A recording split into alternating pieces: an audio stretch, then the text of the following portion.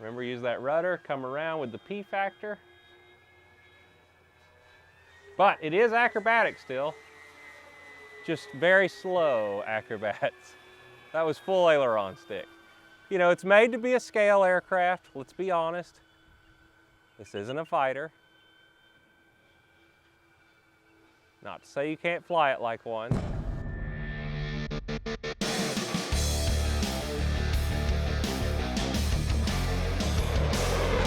Hey pilots, it's your product specialist Wesley from here at Motion RC. We're out at the Rich Baker RC Informer Field, and today we have the Nexa JU-52 tri-motor, the Iron Annie from here at Nexa. So a lot of fun. It is all put together and ready to go. It's built on the recommended power system. The only change I did is the props are the same diameter and pitch as what we recommend, but I went with 3 blades because I actually had them. But if you get the ones off the website, it's going to come with 2 blades. It's cool, the actual airplane actually flew with 3 and 2 blades, so it is totally up to you on what you end up using. None of them counter rotate, and they don't on the real airplane either. They're all going the same direction. We have 3 ESCs, we have 3 motors, but we do have 1 UBEC powering the whole model and separating out from all of our speed controllers. We'll go over more of the setup of this airplane after the flight, but for now, let's get her up in the air and show you how this little bird flies. All right, pilots, we're taking off the Iron Annie. It's gonna come towards us because of all that P factor. Be ready to throw that right rudder at this airplane hard whenever that tail lifts off. So here we go. Just like that, full right rudder, and she's up. And she's solid as a rock. All right. Flaps are coming up. I'm gonna fly it over this way to kind of miss that sun right now. We're the only people at the field right now. Need a couple trims of up. Add a little rudder in, bring the nose around. Nice scale flying bird, guys. Look at this thing, huh?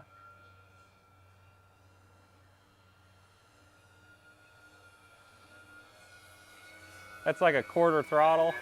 I'm gonna bump the throttle up now. Now the other big change I made on this airplane is I definitely added nose weight. The book CG really felt a little on the tail heavy side to me, so I'm a solid 10 millimeters in front of that. And it really makes the plane fly great there. Remember, use that rudder, come around with the P factor. But it is acrobatic still, just very slow acrobats. That was full aileron stick. You know, it's made to be a scale aircraft, let's be honest. This isn't a fighter. Not to say you can't fly it like one, just to show you that one maneuver. But the most fun you're gonna have with it is just flying around, nice and docile like this. She's a warbird. Treat her like one. I'm gonna go 1 notch of flap, show you it slow down now. Here we go. Look at her, just, that's full flaps into the wind. We have a little bit of a crosswind. Power coming up. Flaps are coming up as we start our turn. Bring her around. The Iron Annie. Not an airplane that's modeled very often.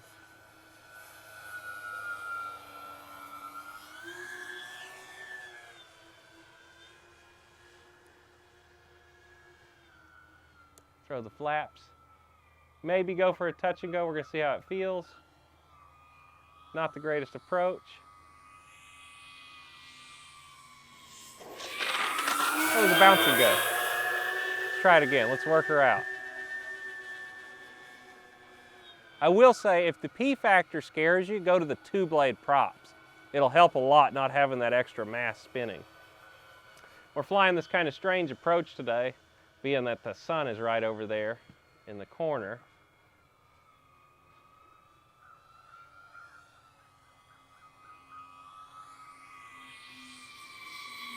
That was better.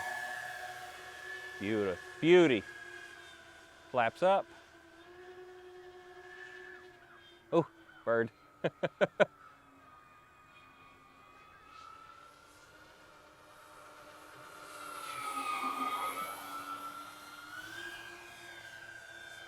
What a bird, what a bird.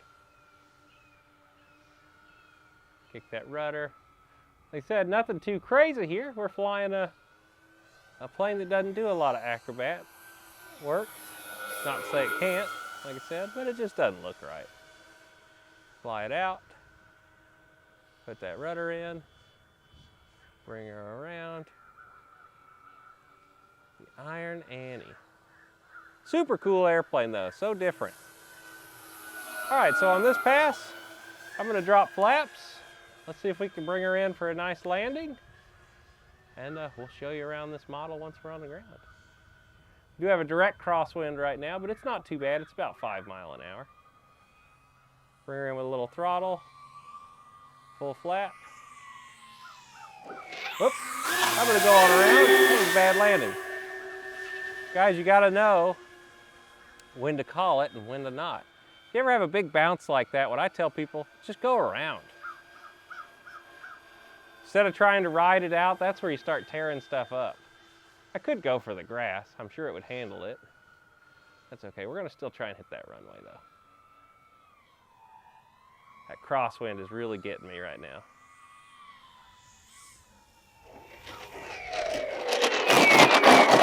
That'll do. There you go. And like I said, it would probably handle the grass without problem too. Look at that. All right, let me walk over here to it. All right, guys, I'm not exactly sure what my flight timer was on that one, but I'm sure we have it down in the corner for you. Let's jump into the old Iron Annie real quick and grab you a battery report.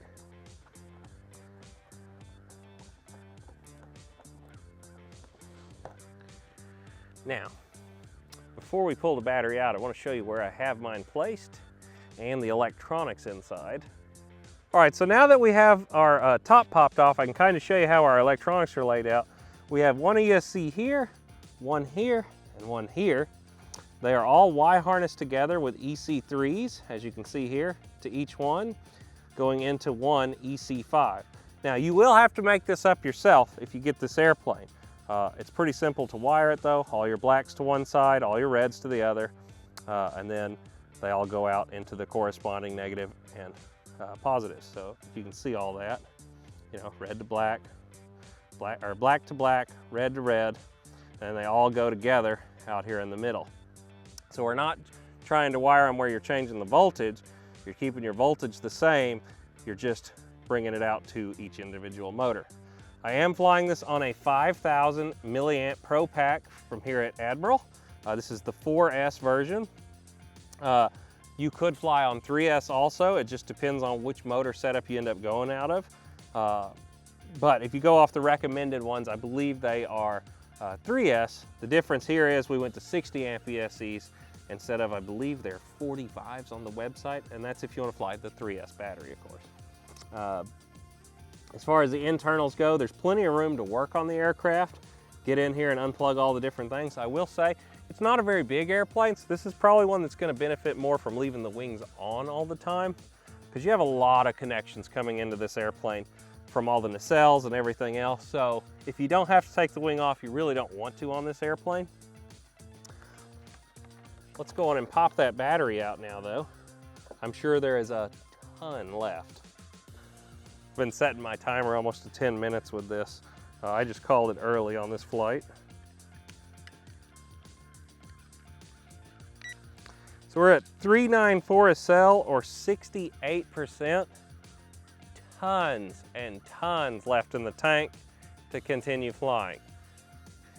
Now that we have the battery out, I can also show you our battery bay.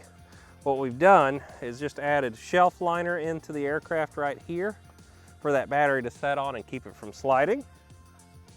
One thing I'd like to do, I had these back here because originally here's the factory CG, and to hit that the battery was back here. Well, first flight it was very tail heavy, so I went on ahead and shifted that battery all the way to the front, and we brought this forward a good 10 millimeters, and it's feeling a lot better there. And honestly, you could even go a little more nose heavy. I don't think you're gonna actually be able to hurt going even more forward with this. That's just as far as I could get it forward with the battery setup that I currently have without adding weight. But yeah, the book CG does not feel right to me. Go on and move that forward at least 10 millimeters for your maiden flight, and you'll feel a whole lot more comfortable with this airplane when you fly it. Underneath, you can also see you do get suspension landing gear. You see that? They might need a little oil right now, but they do actually work. This is suspension. There is a strut right here that actually goes in and out. These are our hard tires. You could always replace them with some Dubro low bounces right here from Motion RC if you'd like. You do have flaps, ailerons, elevator, and rudder. Your servos are mounted in the tail of this aircraft and not in the fuselage, which makes your control linkage, as you can see right here, very short on this aircraft. So you're not going to have any issues with them bending. So that's your elevator, and your rudder one is right here. Very nice and tight. What else? I think that's about it, guys. So pilots, if you decided to check out the old Iron Annie, the JU-52 from here at Nexa, go down there, hit that link in the description, check it out. It's a pretty inexpensive model, to be honest, for a balsa airplane.